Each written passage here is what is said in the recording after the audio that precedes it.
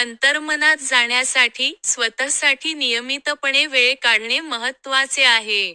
ते स्वतः करा, निसर्गात करा आणि ते अमूर्तपणे करा. या आत्म्याच्या प्रवासात तुम्हाला कंटाळवाणे, अस्वस्थ किंवा उद्देशहीन वाटू शकते. बाह्य जगाशी संबंधित असलेल्या तुमच्या भावनेमुळे, प्रभाव ओळखणे आणि स्वतःचे परीक्षण करणे कठीण आहे. हे खरोखर मी आहे की मला खरोखर याची इच्छा आहे? एक चुकीची घटना आयुष्यभर लाजिरवाणी झाली आहे. आपल्या वैयक्तिक वाढीसाठी आपण स्वतःला क्षमा करणे आवश्यक आहे. तुम्ही इतरांप्रमाणेच अपूर्ण आहात. तुम्हाला तडजोड करण्याची गरज नाही किंवा एखाद्याला तुमची बदनामी करू द्यायची नाही. आपल्या नकारात्मक भावनांना बरे होऊ द्या कारण आपण प्रथम स्वतःवर प्रेम करण्यास पात्र आहात. तुमची उच्च चेतना ऐका. हे तुम्हाला प्रकाश मार्गावर मार्गदर्शन करू इच्छित आहे. आत्मीयपणे जोडण्यासाठी तुमच्या आत्म्याचे उत्साही कंपन शांतपणे अनुभवा.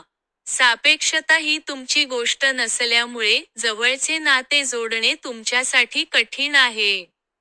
उद्धटपणा आणि असत्यपणा हे तुमचे काही मुद्दे आहेत. तुम्ही तुमच्या एक किंवा अधिक भूतकाळाचा विचार केल्यास तुम्ही तुमच्या प्रतिकूल वर्तनाचे कारण शोधू शकता.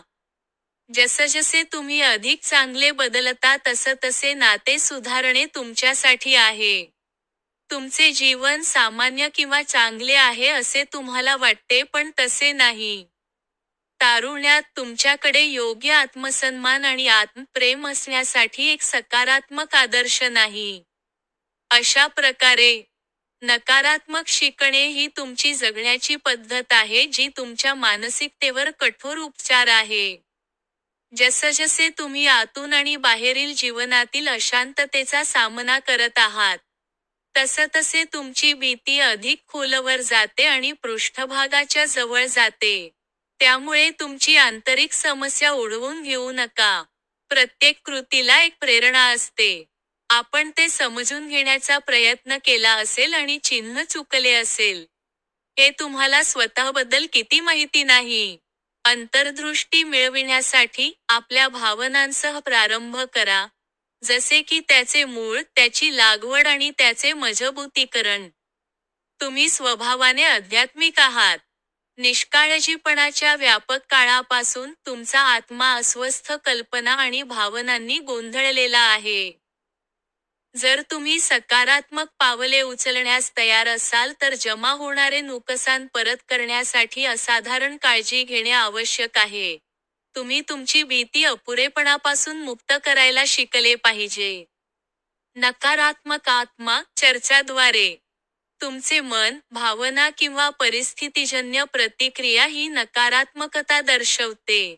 पीडित होण्याबाबतही सावधगिरी बाळगा कारण ते तुमच्या आत्मप्रेमासाठी विनाशकारी ठरू शकते. तुमची इच्छा तुमची धडपड आहे जी तुम्ही सोडायला शिकली पाहिजे. निरोगी राहण्यासाठी एक साधे जीवन जगा जेणेकरून विपुलता येऊ शकेल.